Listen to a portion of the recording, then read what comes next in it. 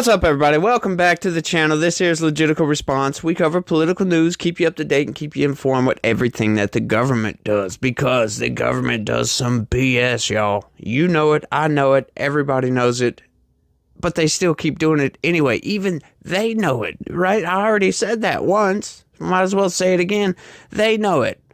They know they do it, and it's really underhanded, and then they get on national television and lie to everybody about almost everything. They obfuscate the truth, and they essentially manufacture the truth, and then people like me get on here and monetize the gossip. So, yeah, I stole that line from somebody. Yeah. Let me know down in the comments if you know where that line comes from. But we know that I just talked about yesterday, they passed that $1.2 trillion spending package that funded the remainder of the government, including all kinds of stuff that we don't want. We are printing money, paying for stuff that we don't have the money to pay for, and paying for stuff that we shouldn't be paying for. We all know this. It seems to be a staple of Congress to buy stuff that we don't need, to purchase things that we don't want, right? You know it, I know it.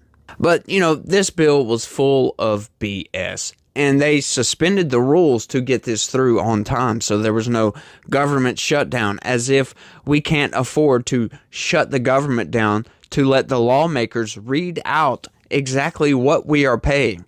That makes voting on this thing BS. Like, how do you know what you're voting for? Like I said yesterday, they could throw in some really, really underhanded stuff into this thing, and lawmakers don't have enough time to read through the text and get through the language of it to figure out what the hell's in this thing, to figure out if there's any time bombs, like I talked about with Thomas Massie, what he did in one of these omnibus. He put in an amendment that basically said that there's going to be a 1% spending cut all the way across the board if we don't pass the spending appropriations bills by April, which, you know, I wished they would have kept on kicking the can down the road, because we need that 1% cut, y'all. We need it bad, and 1% is not even enough, so Thomas Massie didn't go far enough with that. But there's consequences and repercussions for everything that's done. Now, the value of our dollar is going to go down even more, causing inflation to stagnate, I guess. You could call it stagnation if you want to. Well, they call it stagflation. We're not quite there yet, but it looks like we're heading in that direction because of what's going on with government spending and the economy. You know, I love these people. I love how Biden gets on TV and lies to everybody constantly. Oh, the economy's great, y'all. Just look at the unemployment numbers. Look at the stock market. Yeah, that's a bubble, y'all. That bubble is going to burst. There's banks failing all over the place. Prices are still high as hell. Nobody loves going to the grocery store and paying for stuff. I know I don't. I know we don't get nearly as many groceries for the same amount of dollars as we did 4 years ago. That's another thing. Joe Biden's coming out with that, oh, how were you 4 years ago, trying to take the Reagan-era slogan that Trump has been using, because he's an idiot, I guess, because that makes no sense. What he's trying to do, though, I understand what he's trying to do. And, you know, he's coming out and saying, are you better off now than you were 4 years ago? Well, exactly 4 years ago, we were in the middle of a pandemic. But look what happened after that pandemic. He's kind of essentially trying to blame COVID on Donald Trump. I mean, at this point, why not? We blame everything else on Donald Trump. Why not blame COVID on Donald Trump? It's his fault. No, I think it's more the deep state's fault, to be honest with you. Dr. Fauci and their dadgum... I held my tongue on that one. Dr. Fauci and his gain-of-function research, they were funding this stuff. We know this now. Dr. Fauci lied. Unlike Peter Navarro, Dr. Fauci isn't getting contempt of Congress charges and having to spend 4 months in prison. However, when you take a step back and look at it, hang on. So they were funding some research that made normal viruses much more deadly and much more transmissible, and then it accidentally got leaked, and there's no repercussions from that. Yeah, we were paying for that, y'all, but I'm not going to get into all that because I'm not trying to give no medical advice or anything like that, so don't take my word for it. I'm not an expert. I just read the news, y'all. Let's get into the story because I knew this was coming, y'all. Republican Rep. Marjorie Taylor Greene files motion to oust Speaker Mike Johnson. That's right. I had a feeling this was going to come. With Mike Johnson making deals with Democrats with that spending package, this one and the last one. You know, that two-part spending package. They passed the first one, now they've passed the second one, and it's full of BS. There's no significant cuts anywhere. Mike Johnson is touting, we fought for conservative policies and we got conservative policies. Yeah, one or two. But the rest of it is a Democrat's dream. It's what they've always wanted, y'all. $1.7 trillion deficit spending.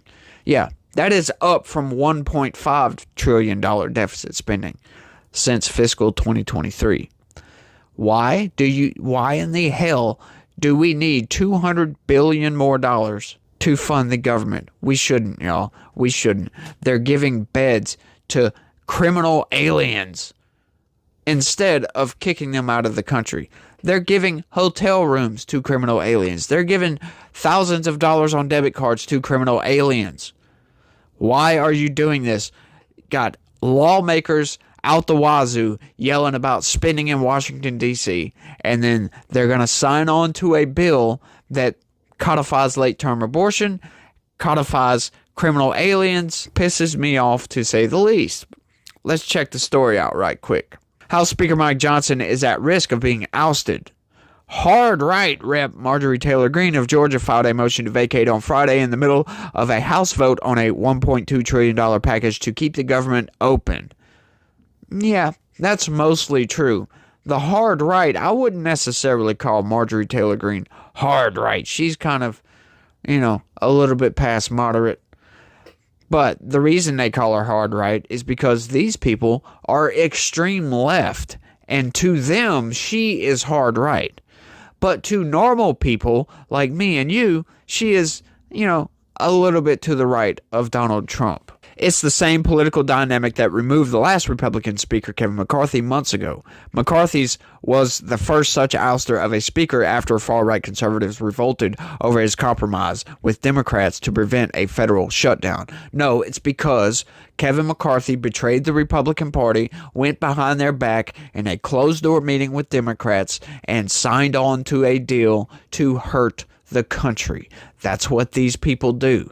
Republicans love striking these deals with Democrats because then they can come out on CNN and MSNBC and say, oh yeah, it's a bipartisan bill that we just signed, blah, blah, blah, blah, blah, trying to win over Democrat voters when you know damn good and well you're never going to win these people over. These people are insane. Some of them, a lot of them are insane. The Democrat politicians are all insane. Why would you want to work hand in hand with somebody who's insane? Why would you not want to get them away from anything that's important whatsoever? Any kind of decision making going on, why would you want these people involved if they're absolutely insane? If they want to kill their children just before they're born, if they want to take their child and turn them into a different sex and sterilize their kids, why would you want these people in charge of making the laws that you have to live by? That makes no sense to me, y'all. And I don't know how some of these people get voted in. Hell, I don't know how half of Republicans get voted back in. Like Lindsey Graham. How the hell does this guy keep getting voted back in? We don't know. How the hell does somebody like Nikki Haley get as far as she did in the Republican primary? I have no idea. Maybe it's the lies. Maybe people just aren't paying attention and are on autopilot when it comes to politics and just don't give a damn. The House is scheduled to leave town for a spring recess on Friday's session. after Friday's session. It's doubtful any vote on Johnson's removal would be imminent. Johnson's spokesman says he's focused on governing. Now, that is the entirety of that story. They left out a whole lot of context. And they also, with that last line right there, wanted you to believe that, oh, they're going to put it to a vote as soon as they come back. No, they're not. Watch this. Today I filed a motion to vacate after Speaker Johnson has betrayed our conference and broken our rules. We were promised regular order. That's what our conference had started out as, with rules and promises to the American people that we would bring regular order back to Congress. Speaker Johnson has betrayed that by passing 3 CRs and then forcing us to pass to vote on a 2-part omnibus, the second one being today. He also only gave us, I don't even know how, we had 1 day basically to read 1,012 pages, breaking the 72-hour rule. This is a betrayal of the American people. This is a betrayal of Republican voters. And the bill that we were forced to vote on forced Republicans to choose between funding to pay our soldiers and in doing so, funding late-term abortion. This bill was basically a dream and a wish list for Democrats and for the White House. It was completely led by Chuck Schumer, not our Republican Speaker of the House, not our conference, and we weren't even allowed to put amendments to the floor to have a chance to make changes to the bill. I filed the motion to vacate today, but it's more of a warning and a pink slip. I respect our conference. I've paid all my dues to my conference. I'm a member in good standing, and I do not wish to inflict pain on our conference and to throw the House in chaos. But this is basically a warning, and it's time for us to go through the process, take our time, and find a new Speaker of the House that will stand with Republicans and our Republican majority instead of standing with the Democrats. That, my friends, is what you call a warning shot across the bow, or a slap in the face to sober you up. Mike Johnson has disappointed the crap out of me and has disappointed the crap out of a lot of people. Mike Johnson was a hawk on the Judiciary Committee. Mike Johnson did a lot of good work. I like a lot of what he said. A lot of people didn't know who Mike Johnson was. Me, I follow these congressional committee hearings all the time, so I knew who Mike Johnson was. I knew he's from a district just north of me in Louisiana. I knew that he was a strong conservative. But what happens to people when they get put in a position of power? I'm just wanting to know what in the hell he's thinking, because you get into a position like that. He has put himself in a place, or he has gotten himself to a place where he can bring change to Congress. He can right the wrongs, steer the ship, correct the ship's course, if you will, get us back on track. He has that power. He's third in line for the presidency. That's a very powerful position to have. And what has he done? He has done nothing but deals with Democrats, CRs. I don't know what he's thinking. Is he thinking that he's going to get ousted if he doesn't work with Democrats or something? What is going on in this guy's brain? Let me know down in the comments what you think, because I would really love to know. I would really, really love to know what this guy's thinking. He has done nothing but betray the Republican Party. Yeah, he's done a couple of good things. I like some of his smirks at the State of the Union address, but that was about it. He did a lot of, when he should have been calling Joe Biden a liar, because half of that damn State of the Union address was nothing but lies. We all know it. Joe Biden is a big liar. He lies about all kinds of stuff. As a matter of fact, there's a running joke. Anytime you hear Joe Biden say, "No joke," that's a definite lie. Definite lie outright. But I just like I said, it blows my mind, because this guy has the power to change Congress. He has made long, drawn-out floor speeches about changing Washington, about how Washington is broken and we need to change things around here. He gets into that position of power and he just caves to the pressure. I guess I don't know what pressure that they're putting on him. I don't know if, somebody with the CIA maybe came to him overnight and said, hey, you need to do this. And then showed him a picture of JFK or something. It's like, some sort of threat. What's really going on here? Because he has done nothing but make deals with Democrats who want, like I laid out earlier, are quite insane to vote and do some of the stuff that they do. Talking about insurrection with Trump and yelling about my democracy while at the same time doing stuff to undermine democracy and to start insurrections. Like with this whole bloodbath hoax. These people get up there, he's clearly talking about political violence. What? No, he's not. Joe Biden even hopped onto that gravy train. Like, what are you talking about? Listen to the damn message, y'all. Are y'all freaking stupid? You're either stupid or you're evil. There's no other way around it. Because if you're stupid enough to listen to a 7-second video pulled out of context about him saying, if I don't get elected, it's going to be a bloodbath.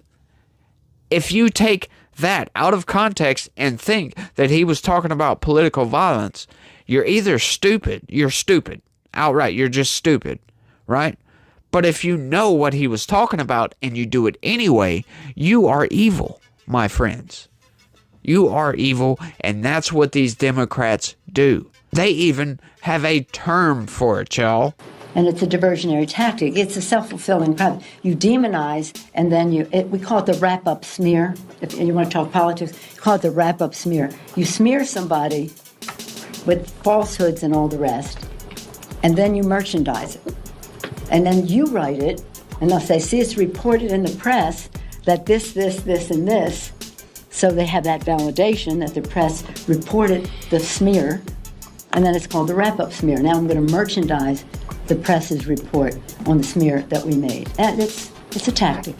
But that's all I got for this video. I want y'all to let me know what y'all think about all this down in the comments section. Is Mike Johnson going to get ousted? And are we going to have some more chaos to try to get a good Speaker of the House in there? Do you want a new Speaker of the House? Let me know in the comment section. That's all I got for this one. I want to thank everybody for watching. I really do appreciate it, y'all. And don't forget to hit that like button on your way out. And try to have a good day and be positive. Peace.